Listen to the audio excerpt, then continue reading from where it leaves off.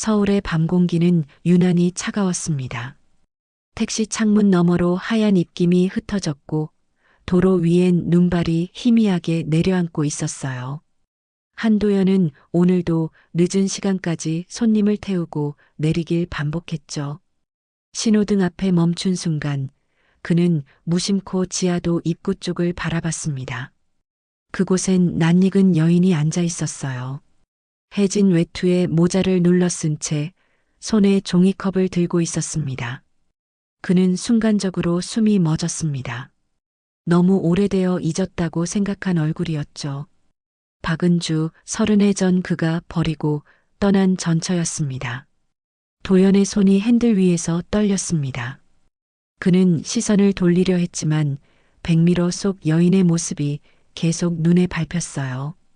신호가 바뀌었지만 발이 가속 페달로 가지 않았습니다.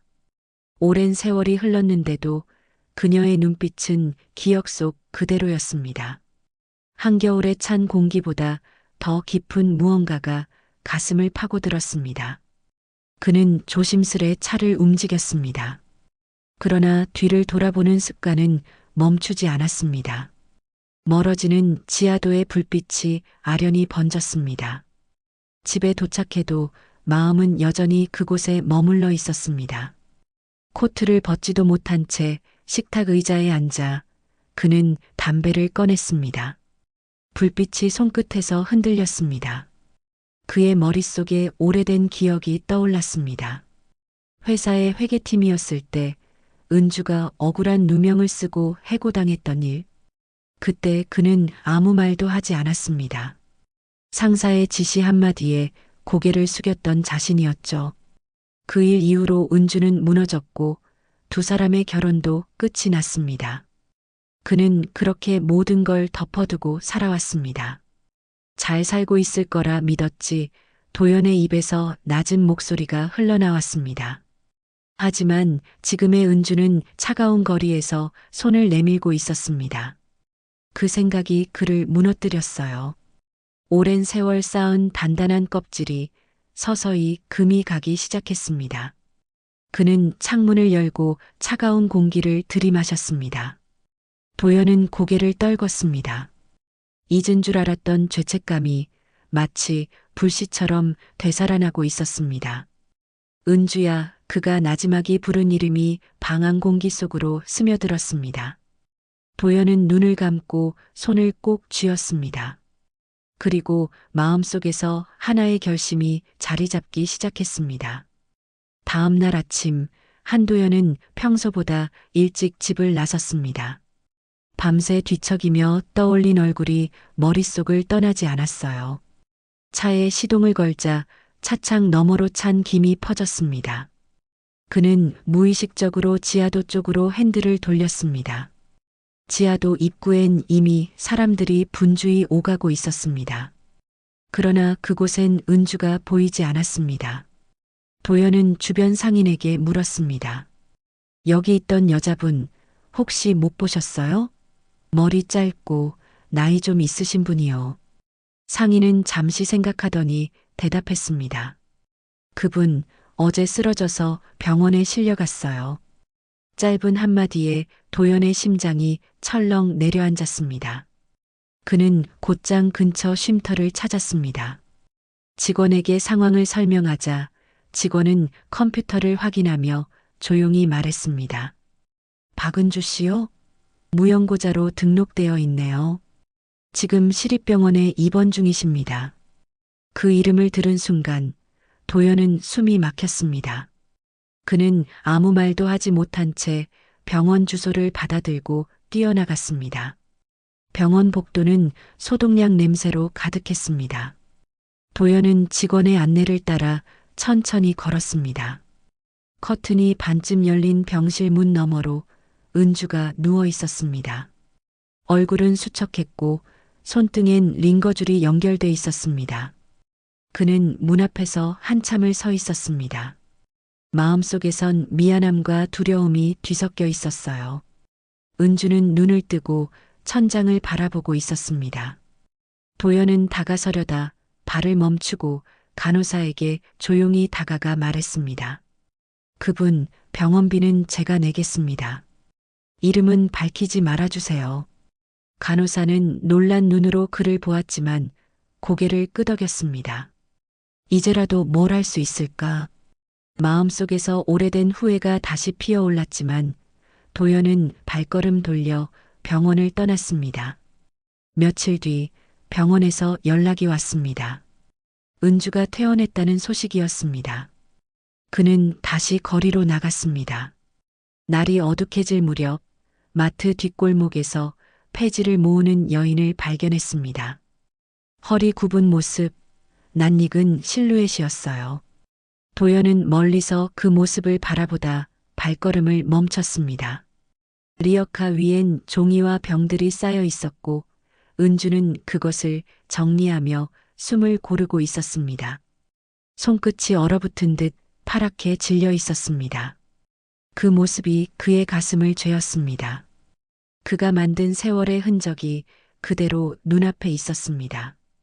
그날 밤 도연은 오래된 수첩을 꺼냈습니다. 회사 시절 적어두었던 기록이었습니다. 그때 왜 아무 말도 못했을까? 그는 수첩을 덮으며 눈을 감았습니다. 마음속 깊은 곳에서 죄의식이 다시 살아났습니다. 밤새 한숨만 내쉬던 한도연은 새벽녘에 자리에서 일어났습니다. 그는 결심한 듯 낡은 서류함을 열었습니다. 오래된 서류와 영수증, 노란 봉투들이 무질서하게 쌓여 있었어요. 그 중에 내부 회계조사 보고서라 적힌 서류가 눈에 띄었습니다. 작성자 이름은 박은주, 그리고 하단엔 한도연 결제 누락이라는 붉은 표시가 그어져 있었습니다. 그는 한동안 눈을 떼지 못했습니다. 그날의 기억이 생생하게 되살아났습니다. 상사의 냉정한 목소리, 그건 내가 실수한 걸로 해. 회사 위에서라 생각해. 도연은 그 말에 아무 말도 못하고 고개를 숙였었죠. 그 한마디로 모든 게 무너졌습니다. 은주는 회사를 떠나야 했고 두 사람의 결혼도 함께 끝이 났습니다. 서류를 덮은 손이 떨렸습니다.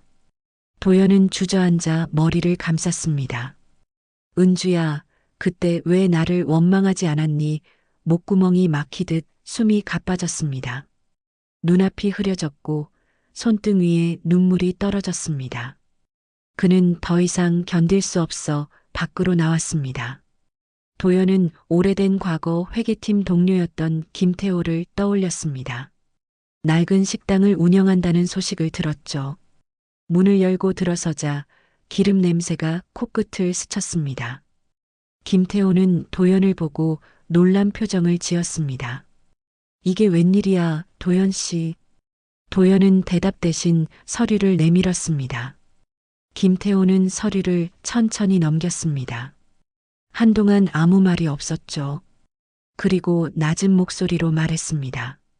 그 일 아직도 모르고 있었나 보네. 은주 씨가 자네를 지키려다 그렇게 된 거야. 도연의 시선이 흔들렸습니다. 무슨 소리야, 날 지키려고? 김태호는 고개를 끄덕였습니다. 상사가 자네 이름 올리려 했는데 은주 씨가 대신 책임을 졌어. 그 일 덮느라 얼마나 고생했는지 몰라. 순간 도연의 손에서 서류가 떨어졌습니다. 그는 아무 말도 하지 못한 채 문 밖으로 걸어 나왔습니다. 거리의 공기가 무겁게 느껴졌습니다. 자신이 피해자라 믿었던 세월이 송두리째 뒤집혔습니다. 집으로 돌아온 도연은 창문을 열었습니다. 밤 공기가 차갑게 스며들었습니다. 머릿속엔 오직 한 생각만 남았습니다.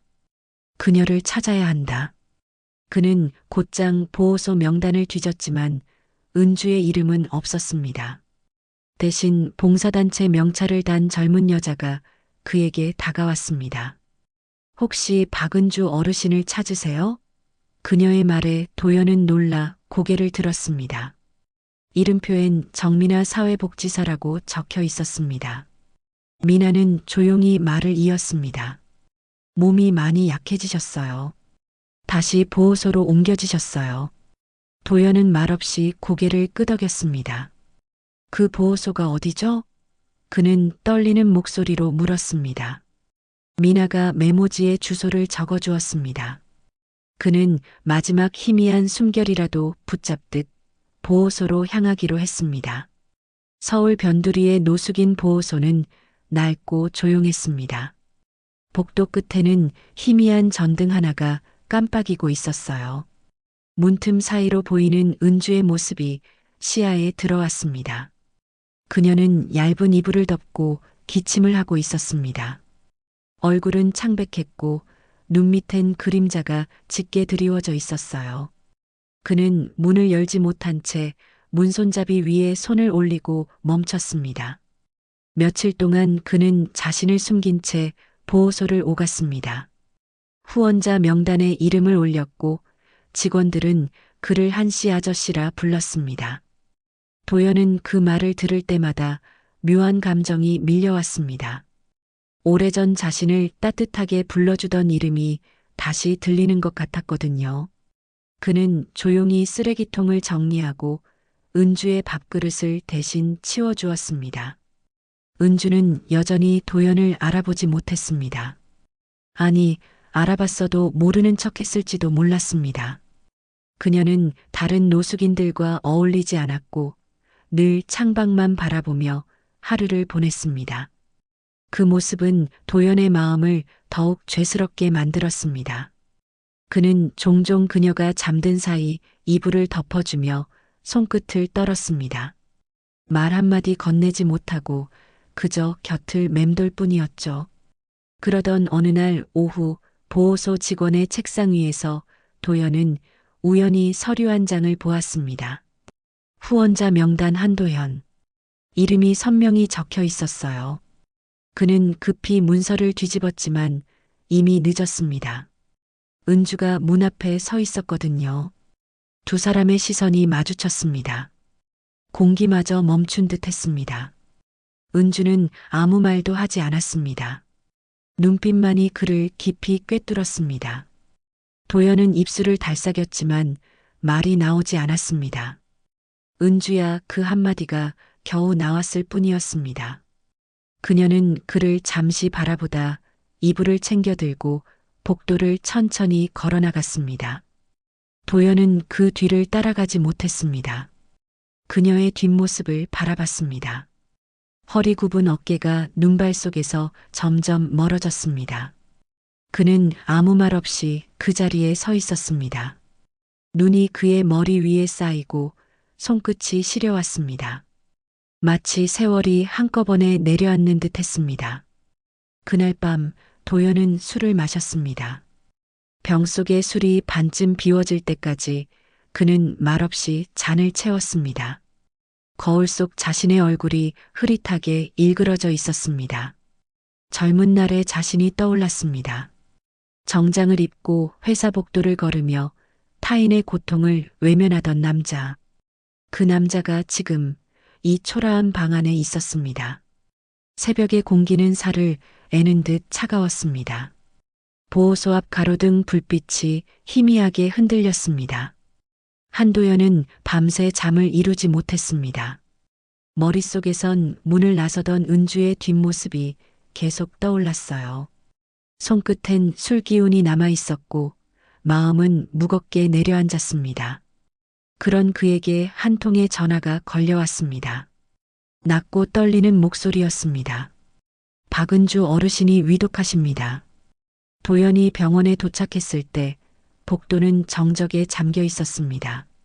멀리서 기계음이 일정하게 울렸습니다. 문을 열자 하얀 침대 위에 은주가 누워 있었습니다. 산소호흡기에 연결된 그녀의 얼굴은 창백했습니다. 눈꺼풀은 닫혀 있었지만 마치 여전히 세상을 응시하고 있는 듯 했어요. 그 옆에는 사회복지사 정민아가 서 있었습니다. 그녀의 눈가엔 피로와 슬픔이 묻어 있었습니다. 도연은 조심스레 그녀에게 다가갔습니다. 미나는 작은 노트를 내밀었습니다. 어머니가 남기신 거예요. 낡은 노트는 손때로 달아 있었고 종이는 누렇게 바랬습니다. 도연은 그것을 받아들었습니다. 페이지를 넘길수록 가슴이 조여왔습니다. 그날의 진실을 언젠가 그 사람도 기억해줬으면 좋겠다. 같은 문장이 여러 번 반복되어 있었습니다. 마지막 장에는 짧은 문장이 적혀 있었습니다. 미나, 그 사람의 딸. 도연의 손이 멈췄습니다. 글씨가 번져 있었지만 분명한 필체였습니다. 그는 천천히 고개를 들었습니다. 미나는 조용히 그를 바라보았습니다. 아무 말도 하지 않았지만 눈빛이 모든 것을 말해주고 있었습니다. 도연은 숨이 막혀 말을 잃었습니다. 병실 안은 고요했고 심장 모니터의 소리만이 단조롭게 이어졌습니다. 은주의 호흡은 점점 느려지고 있었습니다. 도연은 문 앞에 서서 한 발짝도 움직이지 못했습니다. 은주야, 그는 아주 작게 속삭였습니다. 목소리가 갈라졌습니다. 손잡이를 잡았지만 문 안으로 들어갈 용기가 나지 않았습니다. 눈물이 천천히 뺨을 타고 흘러내렸습니다. 문틈 사이로 희미한 숨소리가 들려왔습니다. 그 소리는 이내 사라졌습니다. 도연은 벽에 기대섰습니다. 온몸이 굳어버린 듯 했습니다. 눈앞의 세상이 흐릿하게 흔들렸습니다. 그는 두 손으로 얼굴을 가렸습니다. 어깨가 떨렸습니다. 복도 끝에서 간호사가 천천히 걸어왔고 하얀 시트를 들어 올렸습니다. 그 순간 심장 모니터의 신호음이 길게 이어졌습니다. 그는 문손잡이를 붙잡은 채 그대로 서 있었습니다. 눈물과 땀이 뒤섞인 손끝이 차가웠습니다. 문 안은 고요했고 오직 눈 내리는 소리만이 창문을 타고 흘러들었습니다. 도연은 속으로 중얼거렸습니다. 이젠 너무 늦었구나. 하늘은 잿빛으로 내려앉아 있었고 싸늘한 바람이 장례식장 마당의 나뭇가지를 흔들었습니다. 한도연은 검은 코트를 입은 채 조용히 빈소 앞에 서 있었습니다. 영정사진 속 박은주는 평온한 미소를 짓고 있었어요.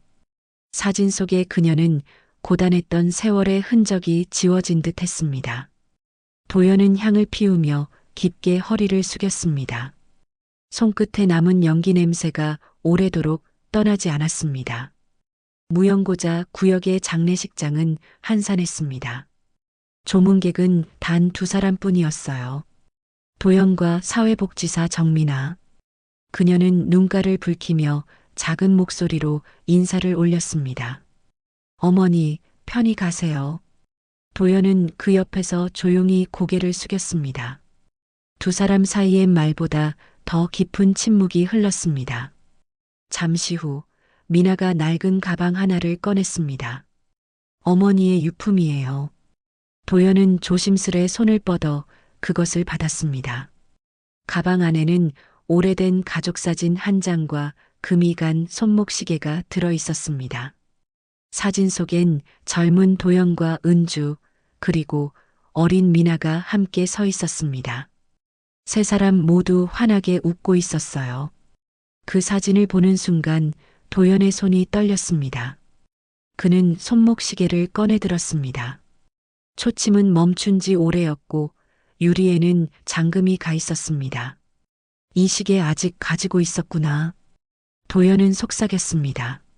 시계를 꼭 쥔 그의 손끝이 하얗게 질렸습니다. 그 작은 시계가 은주의 지난 세월을 버티게 한 유일한 추억이었다는 걸 그는 느꼈습니다. 미나는 조용히 그를 바라봤습니다. 도연의 눈가엔 눈물이 맺혔지만 그는 애써 미소를 지었습니다. 고맙소. 이렇게 지켜줘서. 그의 목소리는 낮았지만 진심이 묻어 있었습니다. 미나는 고개를 숙이며 말했습니다. 어머니는 마지막까지 아버지를 미워하지 않으셨어요. 그 말에 도연의 숨이 잠시 멎었습니다. 장례 절차가 끝나자 직원이 하얀 유골함을 내밀었습니다. 그 위에는 박은주라는 글씨가 새겨져 있었습니다. 도연은 두 손으로 유골함을 품에 안았습니다. 그 무게는 생각보다 가벼웠지만 마음속은 돌덩이처럼 무거웠습니다. 그는 장례식장 문을 나섰습니다. 미나는 잠시 그를 바라보다가 말없이 뒤를 따랐습니다. 도연은 택시가 아닌 자신의 차를 향해 천천히 걸었습니다. 차 문을 열고 조수석에 유골함을 조심스레 올려놓았습니다. 그는 시동을 걸지 않은 채 잠시 눈을 감았습니다. 은주야, 이번엔 내가 너를 데려가겠소. 그 말과 함께 그는 조심스레 가속 페달을 밟았습니다. 차는 고요히 도로를 빠져나갔습니다. 눈 내리는 도시의 불빛이 차창을 스치며 번졌습니다. 그것은 마치 두 사람의 지난 세월을 하나씩 지워주는 듯 했어요.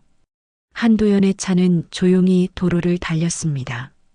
앞좌석엔 하얀 유골함이 놓여 있었고 라디오에서는 잔잔한 클래식 음악이 흘러나왔습니다. 그는 조심스럽게 손을 뻗어 볼륨을 줄였습니다. 음악 소리조차 마음을 무겁게 만들었어요. 그는 한참을 말없이 운전했습니다. 차는 한강 다리에 도착했습니다. 젊은 시절 도연과 은주가 처음 손을 잡았던 곳이었죠. 다리 위에 가로등이 희미하게 반짝였고 강물 위엔 눈이 고요히 쌓이고 있었습니다. 도연은 차를 세우고 문을 열었습니다. 그는 유골함을 품에 안고 다리 중앙으로 천천히 걸었습니다. 은주야, 조용한 목소리가 바람에 섞여 흩어졌습니다. 그는 유골함의 뚜껑을 열었습니다. 흰재가 바람을 타고 하늘로 퍼져나갔습니다. 눈송이와 재가 뒤섞여 강 위로 흩날렸습니다. 도연은 눈을 감았습니다. 차가운 공기 속에서 마음 한켠이 비로소 가벼워지는 듯 했습니다. 그때 뒤에서 발소리가 들렸습니다. 그는 천천히 뒤를 돌아봤습니다. 정민아가 서 있었습니다. 그녀는 말없이 다가와 그의 곁에 섰습니다. 얼굴엔 눈발이 내려앉아 있었지만 눈빛은 맑고 단단했습니다. 도연은 잠시 말을 잃었습니다. 당신이 올 줄 몰랐소. 미나는 대답 대신 고개를 숙였습니다. 두 사람은 나란히 강물을 바라봤습니다. 도연은 주머니에서 낡은 일기장을 꺼냈습니다. 그것은 은주가 남긴 일기였습니다. 그는 그것을 난간 위에 조심스레 올려두었습니다. 바람이 페이지를 넘겼고 마지막 장이 펼쳐졌습니다. 거기엔 짧은 한 문장이 적혀 있었습니다. 용서는 기억에서 시작된다. 도연은 그 문장을 조용히 따라 읽었습니다. 그래, 이제 기억해야겠지. 그의 목소리는 낮았지만 그 안에는 담담한 결심이 담겨 있었습니다. 미나는 그를 바라보다가 일기장을 덮었습니다. 차가운 바람이 불어왔지만 그 바람은 더 이상 아프지 않았습니다. 잠시 후 도연은 하늘을 올려다봤습니다. 회색 구름 사이로 빛 한 줄기가 스며들고 있었습니다. 그 빛이 눈 위에 부서졌습니다. 은주야, 이젠 편히 쉬오. 미나는 조용히 고개를 숙였습니다.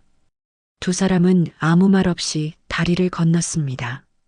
그들의 발자국이 눈 위에 나란히 남았습니다. 바람이 그 흔적을 천천히 덮었습니다. 도연은 마지막으로 뒤를 돌아보았습니다. 다리 위 난간에 올려둔 일기장이 바람에 날려 강물 위를 떠돌았습니다. 그는 그 모습을 끝까지 바라보다 고개를 숙였습니다. 그 순간 겨울의 바람이 잠시 멎었습니다. 몇 달이 흘렀습니다. 차가웠던 겨울은 어느새 물러가고 봄 기운이 병원 정원에 스며들었습니다. 한도연은 택시 운전을 그만두고 작은 요양병원에서 봉사활동을 하고 있었습니다. 그는 아침마다 창가 커튼을 걷고 햇살을 들였습니다. 병실마다 걸어다니며 환자들의 이불을 펴주고 물컵을 채워주었습니다. 그의 얼굴엔 조용한 온기가 깃들어 있었어요. 어느 날 창문 밖엔 부슬비가 내렸습니다. 도연은 마당 벤치에 앉아 빗소리를 듣고 있었습니다. 그때 병원 입구에서 낯익은 목소리가 들렸습니다. 아버지. 고개를 들자 정민아가 작은 도시락을 들고 서 있었습니다. 그는 놀란 얼굴로 일어났습니다. 이 먼 곳을 어떻게 미나는 고개를 저었습니다. 그냥 오고 싶었어요. 그녀는 웃으며 도시락을 내밀었습니다. 두 사람은 병원 식당에 마주 앉았습니다. 도시락 뚜껑을 열자 밥 위에 계란지단과 멸치볶음이 가지런히 올려져 있었습니다. 도연은 젓가락을 들다 멈췄습니다. 이건 내 어머니가 자주 해주던 반찬이네. 그는 웃었지만 그 미소 속엔 오래된 그리움이 묻어 있었습니다. 미나는 말없이 고개를 끄덕였습니다. 식사 후 미나는 병원 복도를 걸었습니다. 벽에는 박은주 기부자라는 명패가 걸려 있었습니다. 금빛 글씨가 햇살을 받아 반짝였어요. 도연은 그 앞에서 한참을 서 있었습니다. 그의 눈빛은 차분했고 입가엔 잔잔한 미소가 번졌습니다. 이제야 조금 갚은 것 같소? 그의 목소리는 나직했지만 단단했습니다. 미나는 대답 대신 손을 모아 기도하듯 고개를 숙였습니다. 그날 저녁 창문을 스치는 빗방울이 잦아들었습니다. 도연은 병실 창가에 앉아 하늘을 올려다봤습니다. 구름 사이로 희미한 달빛이 비쳤습니다. 이제 진짜 겨울이 끝났구나. 그의 입가에 미소가 스쳤습니다. 잠시 후 문이 열리고 미나가 들어왔습니다. 아버지, 아직 안 주무셨어요? 도연은 고개를 저으며 대답했습니다. 괜찮아요. 이 소리를 듣고 싶어서요. 창문 밖으로는 봄비가 부드럽게 내리고 있었습니다. 그는 창가를 향해 손을 내밀었습니다. 빗물이 손끝에 닿자 차가움보다 따뜻함이 느껴졌습니다. 미나는 조용히 아버지 옆에 앉았습니다. 두 사람은 아무 말 없이 빗소리를 들었습니다. 도연은 눈을 감았습니다. 그 순간 창밖에서 새 한 마리가 날아올랐습니다. 비가 먹고 흙냄새가 창문 틈새로 스며들었습니다. 하늘이 서서히 밝아졌습니다.